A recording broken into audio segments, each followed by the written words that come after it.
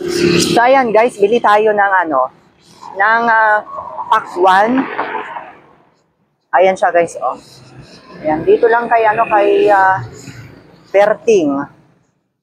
Good morning, kuya. Morning. Happy Halloween. Ayan guys, oh, yung ating mga suki dito. Magkano pakwan mo? Okay na lang. Ha? Tatluan na. Magkano to? Okay na lang. 40. Matamis ba? Kasing tamis ng pagmamahala nyo ni Mrs. Ayan guys, sa mga naghahanap po ng mga prutas, ayan guys, dito lang o sa highway, papuntang Likab, guys, ayan. Ang tamis yung kanyang melon, natikman ko na guys yung melon niya.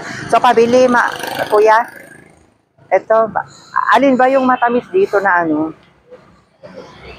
Paano mo malaman kung matamis? Matamis yan. Pre-taste. Pre-taste? Pre-taste. Hello, ate. Good morning. Ayan po si ate, guys. O, yung asawa niya. Isa lang. 60 pesos ito. 30, 40, 50, 60, 40. Dagdagan lang natin. Ay, may pandagdag si kuya. Actually, mga ganitong klaseng watermelon matamis. Ayan, kuya. Tignan natin dito, guys. Mayroon. Ay, meron. Thank you po. Walang Mayroon dito, guys. O, yung may mga tumpok-tumpok dito din, oh. Ayan, oh. Ayan. Meron siyang katulad nito, oh. Tignan nyo, guys. Oh, ito. Oh, yan. Ano siya? Yellow. Mas matamis yung yellow kaysa yung yung red.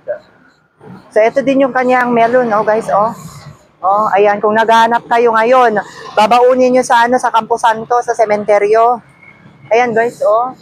Highway lang po sila, ayan, oh, papuntang Likab. Ayan, guys, oh. Diba? Ang bilis nilang hanapin. Dito lang mismo sa Escabic Marketing, oh. Ayan, oh, magkakatabi lang po kami, guys. Ayan. Thank you, kuya. Happy Halloween, ate. Thank you so much. Bye, mga karisan. Ayan. Balik na po tayo sa Escabic Marketing.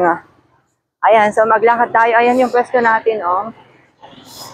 Ayan, at hindi pa naka-open si Beham Barber Shop. Ayan si Aning-Aning, oh. Ayan. Basta 60 yung nagbigay na siya. Ayan guys, punta lang kayo dito sa Escabic and we are always everyday open here at ayan may mga katatakutan natin magaganap dito. So bye!